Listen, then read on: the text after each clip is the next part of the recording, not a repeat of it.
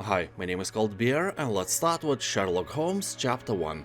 Here you as a young Sherlock Holmes will struggle to prove yourself as you navigate an exotic dangerous island. Deep within the Mediterranean you will investigate the mystery of your mother's death. Your legacy is written by the decisions you make. Deception, violence and deduction are just a few resources in your arsenal. Whether you choose brute force to solve your problems or stay one step ahead of your enemies by using your wits to spot vulnerabilities, you decide what each situation demands as you hone your investigative skills. It's time to confront your past so you can become the legend you are destined to be. People on Steam are saying that this is a great game, although many are complaining that the open world part is an overkill. You know, running vast distances from one object to another feels a bit like a fetch quest.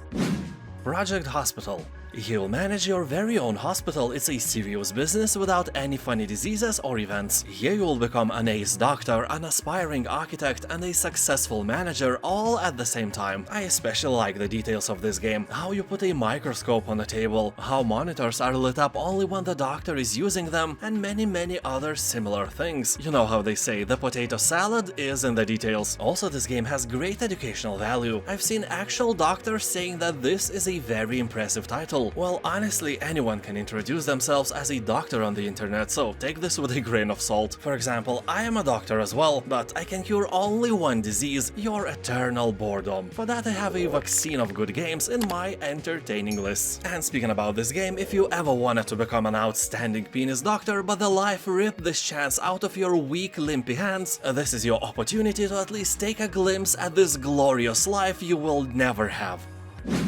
Narita Boy. This is a retro-futuristic game where you are Narita Boy, a legendary digital hero in an epic quest of simultaneous dimensions. The digital kingdom is under attack and you are the last hope of survival, so you will have to explore a vast world to find a techno sword, the only effective weapon against the enemy. That sounds nuts and also really cool. People on Steam are saying that Narita Boy has great music and huge variety of monsters and vehicles. You can even ride a floppy disk. How cool is that? Not as cool as riding your sister. Oh, come on, don't say that. Although the least favorite part for almost everyone is platforming. Most of the players agree that dying by just jumping is way more common than dying from some monster, and that irritates a lot of people. Also, the story sounds cooler than it actually is. But in general, the game is a proud owner of a very positive review score, and that is always a good sign. Tavern Master. This is a medieval tavern management game where you are in charge of building, maintaining and running your very own cozy tavern. Buy tables and benches, fill barrels with drinks, hire staff and serve your first customers. You will have to make sure your employees are happy, there are enough drinks and seats for guests, and soon you will be able to expand your business in various ways. For example, you can hire musicians to attract more people to your tavern and make customers have more patience while waiting for a drink. Honestly, I never thought about that. Basically, if you want to get your drinks faster, avoid live music. Anyway, here you can also hold special events to attract special customers who have very specific food and drink requirements. They will come in the morning and stay all day, and they could stay all night as well if you create rooms with beds in your tavern. Every room will be rated with stars from 1 to 5, which will determine how much money you can earn from the guests. So my advice is to keep them cockroaches free and with complimentary potato salad snacks.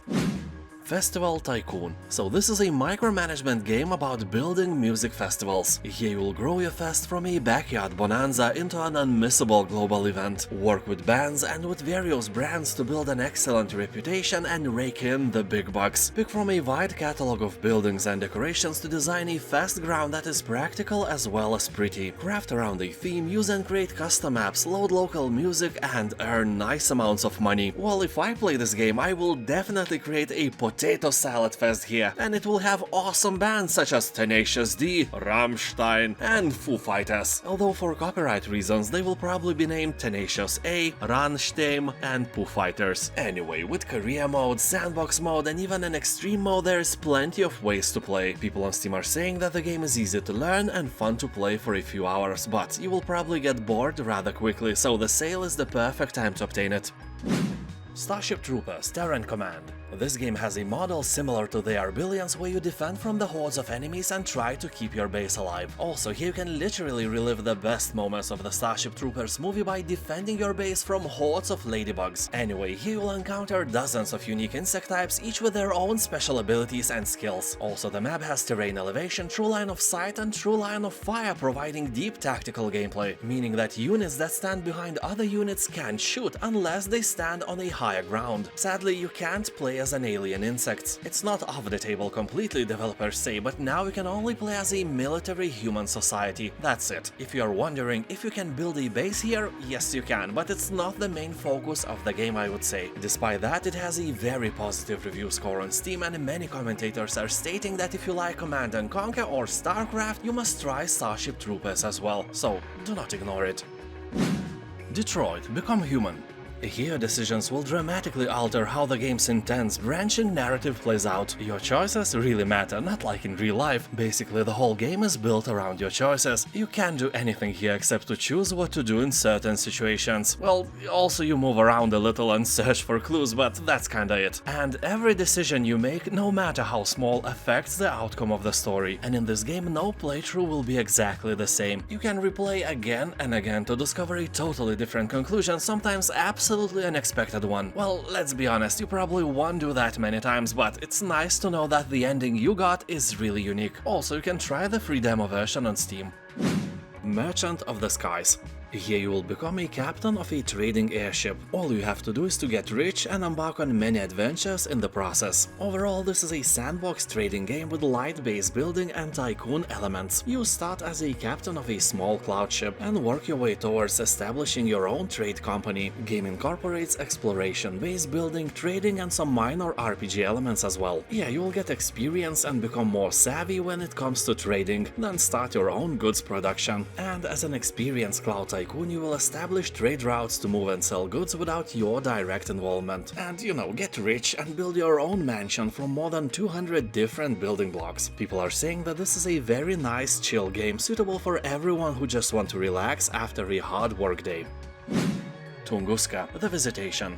This is an isometric survival game that brings you to the dangerous Tunguska exclusion zone, where you will face deadly traps, infectious mutants, bandits, and well-armed rogue military. Game is inspired by the same story as a Stalker, The Roadside Picnic, written by the Strugatsky brothers. Keep in mind that they wrote the story before any serious nuclear accident ever happened, so it's not actually tied to Chernobyl or any other nuclear disaster, just a post-apocalyptic, gritty and dark Soviet Union filled with unexplainable horrors. Although you can literally describe a casual Soviet Union without any post-apocalypse with the same words. People in the comments are saying that if you like Stalker or Atom RPG games, it's a no-brainer. Also, it has very positive reviews on Steam. Just keep in mind that despite walls of text, looting and side quests, it is an actual twin-stick shooter, and at first may be difficult to control. Although from my own experience, when you get used to it, everything will be fine. Factory Town. This is a real treat for automation, base building, and sandbox fans. Here you will create a giant factory using conveyor belts, trains, chutes, pipes, and airships. You can sell your goods to nearby villages to expand their borders, increase happiness, and unlock better skills. As your earnings rise, you can research new technology to improve your supply chains and grow your civilization. There's no enemies or starvation to worry about, so you can enjoy a stress-free logistics challenge to maximize production and happiness. A perfect game for a calm evening with your mother-in-law. People on Steam are saying that this is a hybrid between Banished and Factorio, and everyone who had low expectations with the game were surprised with what they actually got. I especially like the one comment on Steam stating that the game is kinda chill but gets repetitive. He has 440 hours on record. I wish every game I ever played was this repetitive. Let's build a zoo. Let out your wild side and create your own animal empire in this cute, expansive management sim. Here you'll import and breed rare creatures, hire the right staff, keep your visitors happy, and deal with plenty of weird and wonderful events. You will be able to juggle through hundreds of buildings, foliage, path, and enclosure decorations. Control everything that happens in your park, from what your animals eat to what eats your animals. And speaking about animals, here you'll find more than 500 different creatures. But that is not all. Try a hand at DNA splicing and stitch them together. Ever wanted to crossbreed a crocodile with an owl? Here you can. No, really, any combo is available. You can create over 300,000 different types of animals, although most of them will probably silently beg you. Kill Kill me! Kill me now! That is, if they could speak, but they are animals, so they will go Ow, ow, ow, ow. and you will ignore their pleas. Also, every zoo owner is a businessman first and only then an animal lover. Just watch Tiger King. So money is way more important than ethics, and you want your zoo to thrive and be famous in the world. Oh, shut up. Honey, I joined a cult. The title is a bit misleading because here you won't be joining a cult, you will be the boss of it. So let's go and create our own religion and become respectful cult leaders. In the process, make some real good money and exploit others by imposing our own will on various dimwits. Here, as everywhere else, effective management is at the heart of every money-making enterprise, and your organization is no exception. Dressing in snappy robes isn't enough, your cult must run like a well-oiled hypnotic wheel. People on Steam are talking that this is a great game to relax and play for an hour or so once in a while. So if you like management games, it may be your spoon of potato salad, but don't expect miracles. It's an entertaining game, not an actual cult simulator. You won't be actually learning how to scam people with imaginary friends. Anyway, 8 out of 10 people are happy with the game, so there is a chance that you will like it as well. Blasphemous. This game is a true work of art. I don't think that any of you will argue with me about that. Art-wise, this is one of the best examples of Metroidvania and Souls genre collision. Interesting thing is that the major influence of Blasphemous' story and design was the religious art of the city of Seville in Spain, and also works of famous Spanish painters, especially Francisco Goya and his 200-year-old painting called A Procession of Flagellants, or Flagellants, I have no idea how to say it. If you want some nightmares before bed, just Google Goya's paintings. They are as great as they are creepy. People on Steam are saying that the game has incredible dynamic music and amazing voice acting. Also, some dudes are seriously stating that Blasphemous was a gateway drug to a 2D indie platformer games from AAA Souls-likes, so it can really expand your horizons, but mostly here you will just die and die again. SCARLET NEXUS. So here in the far distant anime future, a psionic hormone was discovered in the human brain, granting people extrasensory powers, and that changed the world as we knew it. As humanity entered this new era, deranged mutants known as Others began to descend from the sky with a hunger for human brains. Highly resistant to conventional attack methods, extreme measures needed to be taken to battle the overwhelming threat and preserve humanity. Those with acute extrasensory abilities known as psionics were our only chance to fight the danger from above. So I guess it is you and your anime heroes named Yuito and Kasani. You will have to complete both of their anime stories to unlock all the anime mysteries of a brainpunk future caught between technology and psychic abilities. Sherlock Holmes, The Devil's Daughter. This is an adventure with unique gameplay that blends investigation, action and exploration. It will test the limits of your nerves and intelligence. Yeah, this game is not for the faint of heart. The puzzles can be devilishly difficult, and the plot is full of twists and turns that will keep you guessing until the very end. You'll have to track down evil in the darkest corners of London while playing as the great detective and untangle a web of intrigue leading to the final stunning revelation about the evil that lurks in the city. Is it real evil or is it just Scooby-Doo level evil? I don't know. Well, I do, but this is not a channel of spoilers. This is a channel of games and potato salad, approved by your sister. Megaquarium. This is a theme park management tycoon game with an aquatic twist. You'll need to design your displays, look after your animals, manage your staff and keep your guests happy. Starting just with a few tanks and the most basic of livestock, you'll grow your aquarium to a glass metropolis filled with hundreds of guests and staff. The game features almost 100 different marine species, including fish, sharks, crustaceans, corals, jellyfish and other invertebrates and turtles. Also giraffes, elephants and even a Spinosaurus. Yeah, they don't come with an original game, but the modding community is huge, so you can literally have a theme park of extinct marine fauna if you want, or you can mod the game yourself and make your own animal. Goldbearopotamus or even Potato Saladosaurus is a preferred creation. Tropico 6. This is a strategy city builder sim. You'll become a mighty dictator or a peace-loving statesman. You will shape the fate of your very own country, mostly by building cities. Of course, you will also raid foreign lands to steal their wonders and monuments. There's no surprise that here will be a lot of politics. You will have to balance between political parties to keep everyone happy, or you might be invaded or rebelled upon. The learning curve of this game is quite steep, that is if you never played a city builder before. Even if you played, it can be quite painful to that tiny organ in between your ears, although the game has a tutorial where you can learn all the game basics, so don't worry. Well, honestly, worry. Borderlands 3. You blast through weird worlds and enemies as one of 4 world hunters, the ultimate treasure-seeking badasses of the Borderlands, each with deep skill trees, abilities and customization. So in this looter-shooter RPG you will play solo or join the battle with friends to take on an epic enemies, score loads of loot and save your home from the most ruthless cult leaders in the galaxy. On Steam, Borderlands 3 is an owner of very positive reviews, so it's a no-brainer if you like shoot and loot. Just grab the game and be happy. Make your enemies unhappy by making them die. Firewatch.